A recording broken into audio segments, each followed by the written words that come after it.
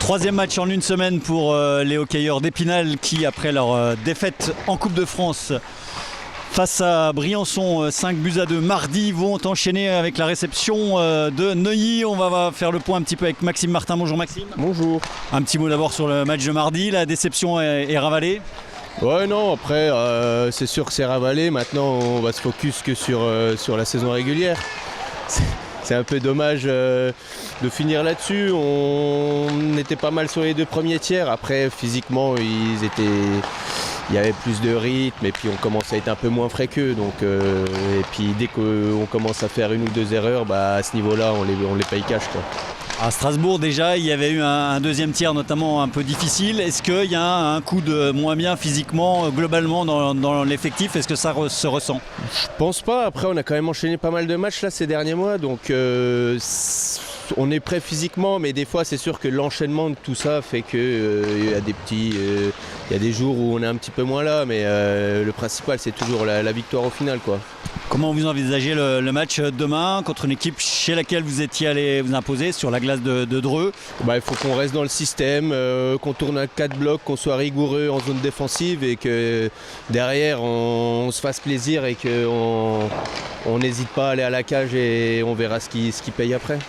Ouais, vous êtes favori clairement sur ce match-là. On vous attend, dernier match de l'année. Il ne faut pas se mettre de pression après parce que c'est comme ça que c'est le pire après. Du coup, on va jouer notre jeu comme on s'est joué depuis le début et puis on va voir ce qui se passe à la fin et ça sera le meilleur qui gagnera. Allez, on va parler de la troisième ligne sur laquelle Max Martin a un rôle important avec Jaya et Lubin. Que ça se passe bien, on peut le dire. Ouais, franchement, je suis plutôt content de ce qu'on produit là. On tourne pas mal, on a nos chances, on prend pas de but et puis on arrive à en marquer aussi, donc c'est intéressant pour nous, c'est sûr. Avec Nicolas Martin, l'entraîneur adjoint et manager, bonjour. Bonjour à vous. Alors, comment sont les organismes après ces multiples sollicitations et le match de mardi soir? Bon, on va pas se mentir, il y a un petit peu de fatigue, c'est pour ça que les quelques derniers jours là c'était axé sur la récupération essentiellement. Après voilà, on est fiers de notre parcours en coupe, il a manqué un peu d'essence pour aller au bout. Mais voilà, là on s'est bien motivé pour aller chercher ce dernier match de la saison contre Neuilly où on veut absolument prendre 3 points. La déception de mardi est déjà ravalée? Il faut quand on enchaîne comme ça, il faut vite passer à autre chose, même quand c'est des victoires, il faut vite passer à autre chose pour aller sur le match qui suit. Et puis là c'est le cas, donc là Neuilly c'est à notre portée, malgré que tout est possible dans le championnat. Chez nous à domicile il faut qu'on prenne 3 points. Avec un défenseur en moins encore, donc on va rappeler qu'Audric Donnet est blessé pour une longue période. Où est-ce qu'on en est? Vous cherchez à recruter? Oui, on regarde un petit peu ce qu'il y a sur le marché. L'idéal ce serait un joueur français. Après, si c'est pour prendre un joueur qui est du même niveau que nos jeunes, il n'y a pas d'intérêt. Et puis il y a aussi être en bonne phase avec le staff médical, parce que si c'est un mois d'arrêt ou 4 mois, c'est pas pareil. Et là il y a encore un peu des incertitudes par rapport à ça. Donc, et puis d'un autre côté on est pris par le temps parce que... 31 décembre. Exactement. Donc voilà, c'est jamais des situations faciles, on essaie de peser le pour et le contre, de regarder ce qui se passe, et s'il y a une bonne opportunité, on essaiera de la saisir, et puis autrement on fera avec l'équipe qu'on a, qui j'ai entièrement confiance dans tous les cas, même si ça sera un peu plus dur défensivement. 5 défenseurs de métier, pour vous c'est vivable sur une période assez longue? 5 défenseurs c'est vivable, oui. Après on sait qu'ils vont être pas mal sollicités, il ne faudrait pas qu'il y en ait un autre sur la touche, parce que là ça serait un peu plus compliqué. Donc à nous aussi d'intégrer un peu des jeunes là, au fur et à mesure des prochains matchs pour les aguerrir et qu'ils puissent donner un peu de récup aux anciens. On va parler de l'adversaire que vous aviez battu sur la glace de Dreux il y a 3 semaines. Quel type de match il faut s'attendre? Ça va être un match compliqué parce qu'on a pu se rendre compte qu'à Dreux on a dominé le match vraiment, je ne vais pas dire facilement, mais on a eu beaucoup d'occasions. On a voulu marquer des buts pour moi un peu trop parfaits. Et au final, on s'est aperçu qu'ils sont revenus, on les a laissés dans le match, et puis ça aurait pu aller en prolongation parce que à quelques minutes de la fin, ils étaient là, prêts à... Ils ont sorti le gardien et lui dit ça s'est joué à pas grand-chose.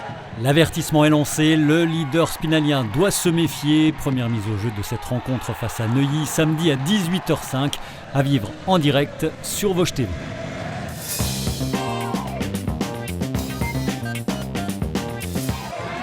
Dans le reste de l'actualité sportive, du football bien sûr, avec le 32e de finale de la Coupe de France entre l'ES Taon, club de National 3, et le SC Amiens, formation de Ligue 2. La troisième confrontation entre les deux équipes en 3 éditions de la Vieille Dame et en moins de 2 ans. Éliminés en décembre dernier au 8e tour, les Taonnais espèrent réitérer le scénario de janvier 2023 où ils s'étaient qualifiés pour les 16e de finale à l'issue de la séance de tir au but. Le stade Robert Seyer en travaux, Armand Lederlin pas adapté. C'est au stade de la Colombière à Épinal qu'aura lieu cette rencontre samedi dès 18h.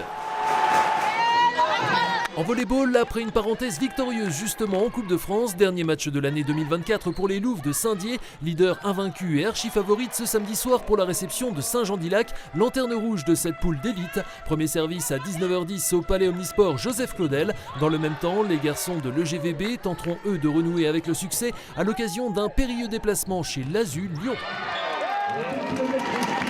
Grand rendez-vous course à pied de fin d'année, la ronde hivernale de Thaon-les-Vosges fait son retour ce dimanche pour sa 21e édition avec déjà un nouveau record de participation, plus de 1700 inscrits sur son épreuve de 10 km qualificative pour les prochains championnats de France et labellisé argent par la fédération comme l'un des 10 plus performants de l'Hexagone avec son parcours ultra roulant qui séduit les coureurs souhaitant battre leur chrono. Ils sont une quinzaine chez les hommes sous les 30 minutes et autant sous les 35 chez les femmes. Départ à 13h30 devant la rotonde de Thaon-les-Vosges.